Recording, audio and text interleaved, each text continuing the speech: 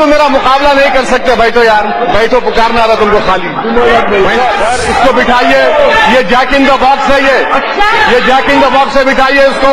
दिल्ली में ऐसी मार पड़ी कि अब तक संभला नहीं है, ये चारों खाने ठीक हो गए इसके, समझ में नहीं आ रहा है इसको। बिठाइए सर, ये बिन ब्रेक का आदमी बिठाइए इसको, खाली पुकारता है, दिमाग में कुछ है ही नहीं, बके जा रहे हैं, बके जा रहा हूं जुनून में क्या क्या।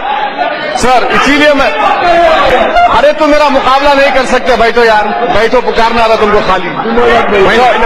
इसीलिए मैं आपसे दानिश अली, आपको असदुद्दीन ओवैसी से सीखना चाहिए कि जब कोई सड़क छाप गुंडा संसद में अपनी मर्यादा को भूलकर वो संसद में अमर्यादित भाषा का इस्तेमाल करे तो उसे जवाब किस तरह से देना चाहिए।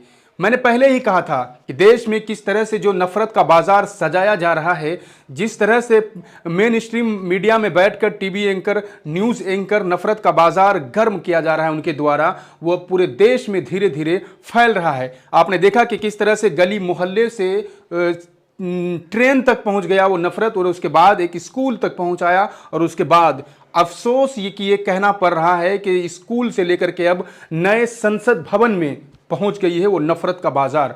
नफरत का बाजार इतना गर्म हो चुका है कि संसद में एक सांसद को, जनता के द्वारा चुने गए एक सांसद को कटुए कहा गया, उन्हें मुल्ला कहा गया, उन्हें आतंकवादी कहा गया, उन्हें उग्रवादी कहा गया, उन्हें न जाने कैसी कैसी शब्दों का इस्तेमाल किया गया उनके प्रति। लेकिन अफसोस कि अब तक कोई कार्रवाई उस सांसद के खिलाफ नहीं हो पाई है। मैं दानिश अली को कहना चाहूँगा कि आपको उस ऐसे गुंडे को, सड़क छाप गुंडे को संसद में उसकी ही भाषा में आपको जवाब देना चाहिए था, ताकि आज जो पूरे देश का मुसलमान खुद को शर्मिंदगी महसूस कर रहा है, ताकि वो शर्मिंदगी महसूस नहीं करता।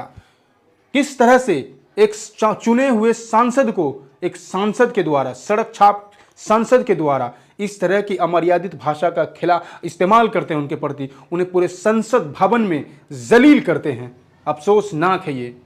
यही होता ही है जब कोई गुंडा, मवाली, क्रिमिनल इस क्षेत्र में आएगा, नेता बनेगा, उसे टिकट देंगे पार्टी के लोग, और जब वो संसद में आएंगे तब वो वही भाषा का इस्तेमाल करेंगे जो कल तक गली मोहल्ले में किया करते थे, जो कल तक सड़क पर किया करते थे, जो कल तक सड़क पर गुंडागर्दी किया करते थे, वही लोग अब संसद के अंदर भी करेंगे। मोदी जी ने कहा था कि नई संसद भवन है, नई सोच होगी, नए विचार होंगे, लेकिन किस तरह का नया विचार बना, किस तरह का भाजपा के एक सांसद ने किस तरह से अपने शब्दों का प्रयोग किया, ये पूरे देश के लिए इस वक्त शर्मसार करने वाली बात है। पूरे राजनीति में ये अभी माहौल गर्म कर दिया इस भाषा ने, रमेश भिगोड़ी के इस बयान ने, रमेश भिगोड़ी की इस अमर्यादित टिप्पणी ने दानिश अली के खिलाफ।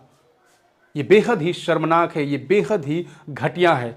ऐसे सांसदों को तुरंत निष्कासित कर देना चाहिए था, तुरंत निलंबित कर देना चाहिए था।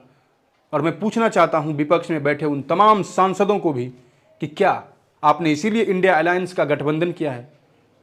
आप देखते रहे, आप सुनते रहे, दानिश अली के समर्थन में आपको खुलकर आना चाहिए था, और उसी वक्त लोकसभा को भंग कर देना चाहिए था। उसी वक्त जो विशेष सत्र चल रहा है उसको भंग कर देना चाहिए था, नहीं चलने देना चाहिए था। आखिर क्यों एक मुसलमान के प्रति, एक मुस्लिम सांसद के प्रति इतनी नफरत क्यों?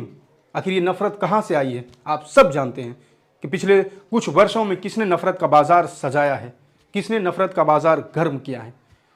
शर्म तो इस बात की आ रही है कि वो जो है अब नफरत का बाजार, जो कल गली मोहल्ले में घुमा करता था, जो कल ट्रेनों में चेहरे पर, मुसलमानों के चेहरे पर दाढ़ी देकर उन्हें गोलियां मार दी जाती थी, जब वो स्कूल में बच्चों को पिटवाया जाता था इसलिए कि वो बच्चा मुसलमान था, अब वो नफरत संसद तक आ चुकी है।